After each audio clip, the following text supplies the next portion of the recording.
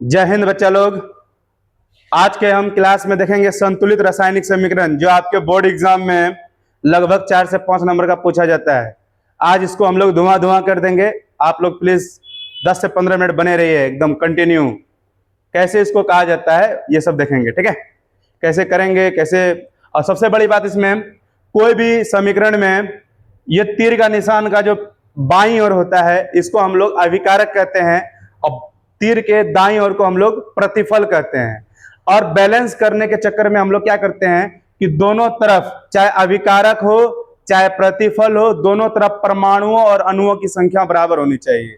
Question आएगा संतुलित रासायनिक समीकरण किसे कहते हैं, तो आप क्या जवाब दीजिएगा? संतुलित रासायनिक समीकरण उसे कहते हैं जिसमें अभिक्रिया के अभिकारक और अभिक्रिया के प्रतिफल दोनों में अणुओं और परमाणुओं की संख्या समान हो, तो ऐसे समीकरण को संतुलित रासायनिक समीकरण कहते हैं।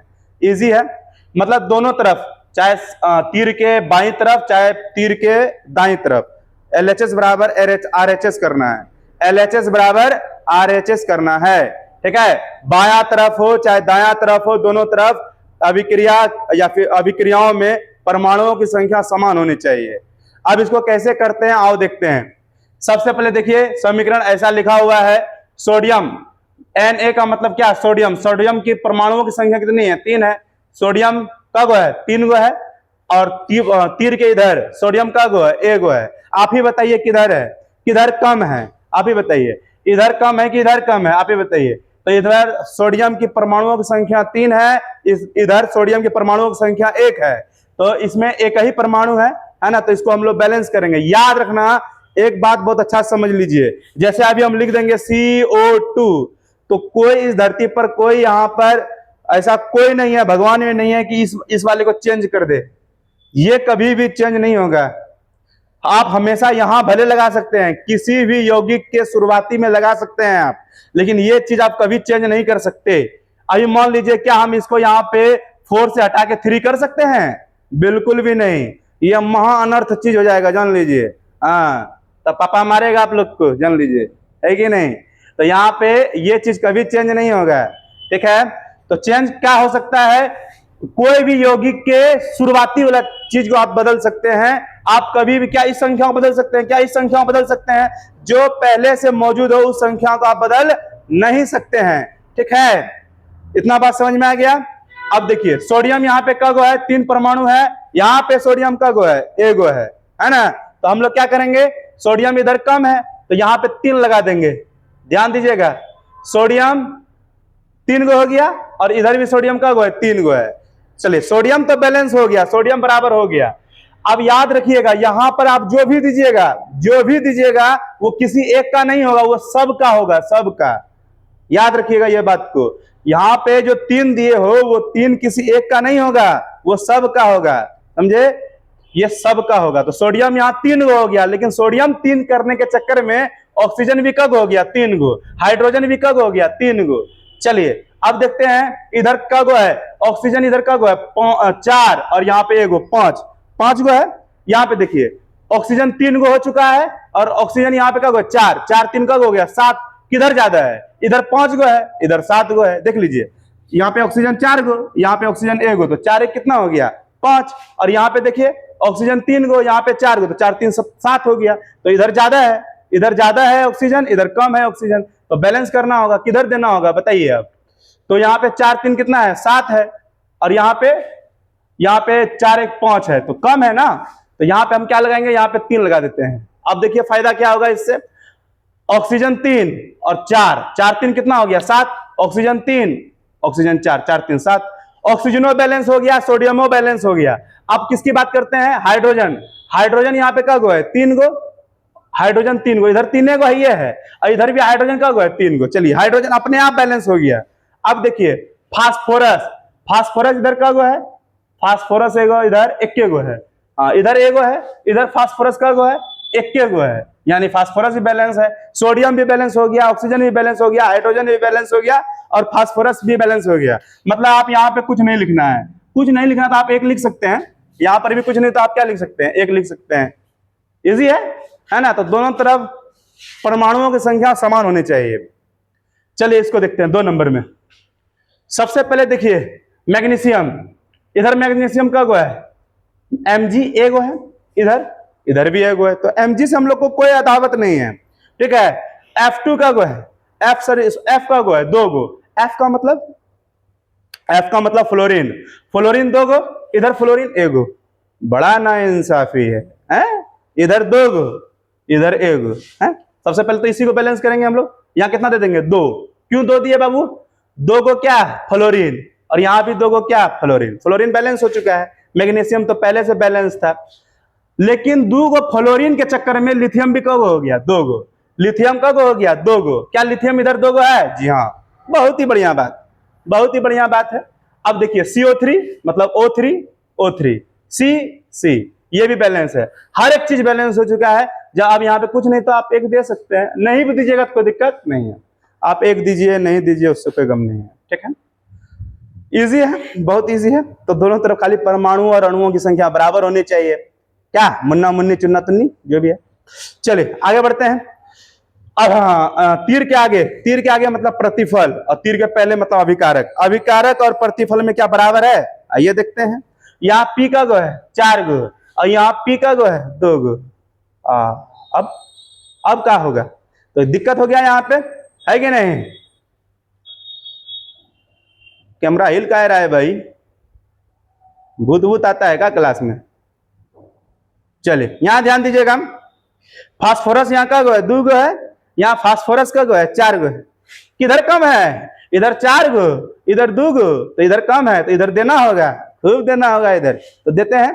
तो फास्फोरस यहाँ 4 गो है यहाँ 2 गो है, तो कब घट रहा है 2 गो, यहाँ कितना लगा देंगे 2, तो 2 दूनी 4, फास्फोरस का हो गया 4, फास्फोरस बैलेंस हो चुका है। फास्फोरस भले बैलेंस हो गया लेकिन ऑक्सीजन यहाँ 3 गो था, 3 दूनी 6, ऑक्सीजन का गो हो गया, ऑक्सीजन 6 गो हो गया, 3 दूना 6, ऑक्सीजन 6 गो। क्या ऑक्सीजन इधर 6 गो है, तीर के पहले 6 गो है, यहाँ पे 2 गो है, इसीलिए यहाँ पे कितना देना पड़ेगा 3 देना पड़ेगा, 3 दूना 6 ऑक्सीजन, 3 दूना 6 ऑक्सीजन और 2 दूनी 4 गो फास्फोरस, और 4 गो फास्फोरस था ही, बोलो जय श्री राम, हो गया ये तो दिक्कत। चलिए चौथा देखते हैं, चौथा कैसे कीजिएगा भाई, RbNO3, ठीक है। अरे बाप रे, देखिए NO3 यहाँ पे, देखिए यहाँ पे NO3, यहाँ पे NO3 का क्या है 2 गो NO3 है, NO3 का गो है 2 गो, इधर NO3 का गो है 1 गो।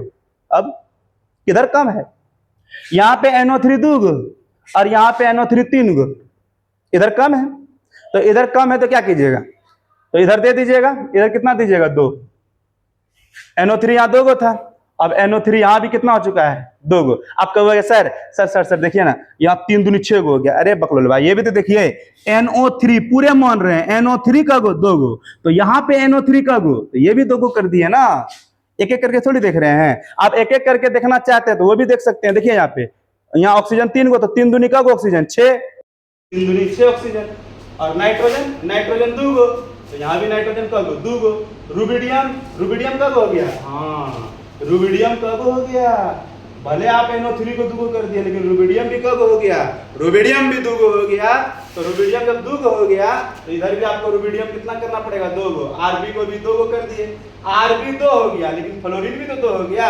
अब फ्लोरीन जब 2 गो हो गया, क्या फ्लोरीन 2 गो है, जी हाँ है, पहले से है।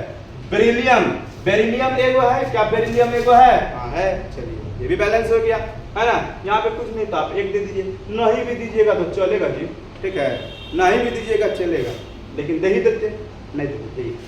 आगे नंबर 5 देखते हैं इसको, इधर क्या है Ag, अब ध्यान दीजिएगा, ये Ag वाला Ag ना है, सयाजी वाला Ag ना है, ये Ag है सिल्वर चांदी, ठीक है। तो इधर Ag का गो है, इधर Ag 1 गो है, इधर Ag 1 गो है, तो Ag से हम लोग को कोई दिक्कत नहीं है। यहाँ पे देखिए NO3, ऑक्सीजन का गो है 3 गो, ऑक्सीजन 3 गो, और यहाँ पे ऑक्सीजन 3 दूना 6 गो ऑक्सीजन है।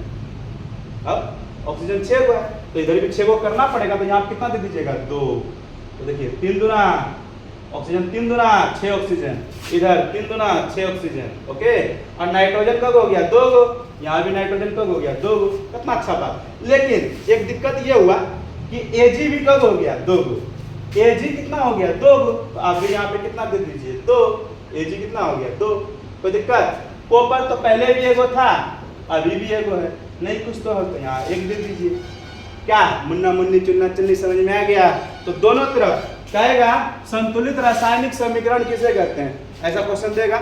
संतुलित रासायनिक समीकरण किसे कहते हैं? तो कैसे किसे कहते हैं? तो संतुलित रासायनिक समीकरण उसे कहते हैं जिसमें अभिकारक और प्रतिफल दोनों में परमाणुओं की संख्या समान हो। जितना इधर परमाणु उतना ही इधर परमाणु। आप देख लीजिए, सोडियम 3 गो, सोडियम 3 गो, ऑक्सीजन 3 गो, तीन को है, ऑक्सीजन 3 गो और यहाँ ऑक्सीजन 4, 4 3 7 गो, तो ओ 3 गो और यहाँ 4 गो, 4 3 7 गो। हाइड्रोजन 3 गो, हाइड्रोजन 3 गो, है ना, बराबर बराबर। तो संतुलित रासायनिक समीकरण उसे कहा जाता है जिसमें अभिकारक और प्रतिफल में अणुओं और परमाणुओं की संख्या समान हो, तो ऐसे रासायनिक समीकरण को संतुलित रासायनिक समीकरण कहते हैं। क्या इतना बात समझ में आ गया? एक छोटा सा चीज और ध्यान दीजिएगा, 2 मिनट, एक और चीज और याद रखिएगा। जैसे लास्ट में F रहे ना, इसको फ्लोराइड पढ़ा जाता है, फ्लोराइड, तो क्या नाम हो जाएगा? Rubidium fluoride. इसका नाम क्या होगा? लिथियम फ्लोराइड, है ना। अगर लास्ट में OH रहे तो इसको हाइड्रोक्साइड बोलते हैं। OH रहेगा तो हाइड्रोक्साइड, F रहेगा तो फ्लोराइड। तो OH है तो इसका नाम क्या रखिएगा? सोडियम हाइड्रोक्साइड, है ना। अच्छा, इसका नाम क्या होगा? Potassium hydroxide. क्या? अच्छा, इसका नाम क्या होगा? लास्ट में F है तो मैग्नीशियम फ्लोराइड। क्या समझ में आ रहा है? अगर लास्ट में CO3 रहे, CO3, तो इसको कार्बोनेट कहा जाता है ना। CO3 अगर लास्ट में रहे तो इसको क्या बोलते हैं? कार्बोनेट। तो इसका नाम क्या होगा? लिथियम कार्बोनेट, ये मैग्नीशियम कार्बोनेट। ओके। अच्छा, लास्ट में अगर NO3 रहे तब नाइट्रेट, N से शुरू है ना, तो NO3 अगर रहेगा तो नाइट्रेट, क्या नाम होगा? Beryllium nitrate. इसका रुबिडियम नाइट्रेट, सिल्वर नाइट्रेट। तो नाम भी लिखना बहुत आसान है। अब देखिए, जाइएगा कहीं नहीं, अभी रुकिए, आपको होमवर्क देंगे, ठीक है। 10 को नहीं, 5 को आपको समीकरण देते हैं। 5 को आप कमेंट सेक्शन में बताइएगा कैसे बैलेंस होगा, ठीक है। आपको अभी हम तुरंत देते हैं, आप बने रहिए, ठीक है। 5 को आपको हम देते हैं, ठीक है। 5 को होमवर्क देते हैं जी। आप लोग तो बड़े नाजुक चीज है, संतुलित रासायनिक समीकरण। 5 को होमवर्क लीजिए और हमको जवाब दीजिए।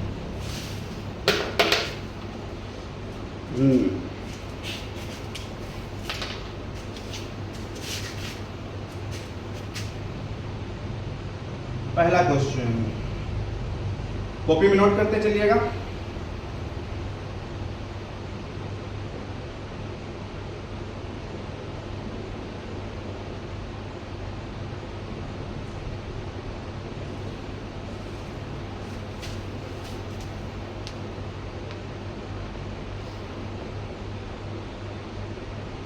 तो ये 5 को आपको हम होमवर्क के रूप में दे रहे हैं, ठीक है। इसको आप घर से जरूर बना के लाइएगा, ठीक है। बैलेंस करना है और जाते जाते खाली हमको इतना बता दीजिएगा इसका नाम क्या होगा।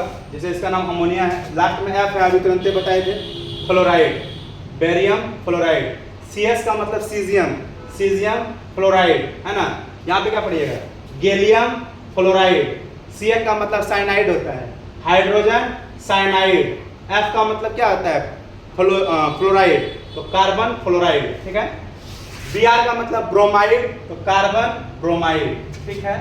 और भी देख लीजिए, SO4 को अगर लास्ट में SO4 रहेगा तो इसको सल्फेट पढ़ते हैं, सल्फेट, हाइड्रोजन सल्फेट, सल्फ्यूरिक अम्ल भी कहा जाता है इसको। Cn का मतलब अभी तुरंत बताया हम, साइनाइड, तो इसका क्या? Copper cyanide. तो ये सब नाम भी आप याद रखिएगा। देखिए, S का मतलब लास्ट में सल्फाइड, तो इसको क्या बोलिएगा? Barium sulphide. तो ये ऐसे करके नाम पढ़ा जाता है। केमिस्ट्री बहुत इजी चीज़ है, खाली इसको समझने लायक बनाना होता है। आप इसको बैलेंस कर लीजिएगा। मिलते हैं आप नेक्स्ट क्लास में, ठीक है। और इसी तरह का वीडियो लाते रहेंगे। आप मुझे आगे बढ़ाइए, सब्सक्राइब, लाइक, शेयर करिए, ठीक है। जय हिंद।